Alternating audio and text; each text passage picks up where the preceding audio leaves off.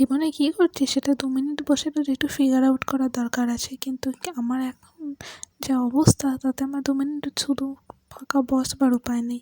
যেদিন আমরা সবাই জানো যে আমি এখন একটা নতুন অফিস জয়েন করেছি, তো যেদিন আমার অফিস থাকে বাড়িতে থাকলে তো কোনো কথাই নেই, সকালে 7টায় বসি আর সন্ধে 4টা নয় রাত 10টায় উঠি।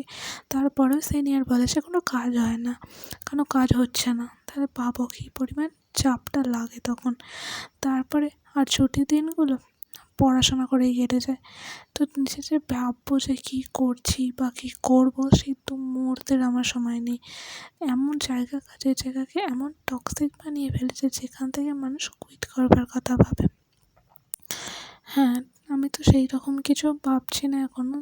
দেখা যাক কতদিন কীভাবে ফাইট করতে পারি, কারণ জীবনের নামে তো ফাইট, থেমে যাওয়া মানে তো সব শেষ। শেষ পর্যন্ত লড়ে যেতে হবে, দেখা যাক কী হয়। শেষ পর্যন্ত লড়লে হয় জিতবো বা হারবো।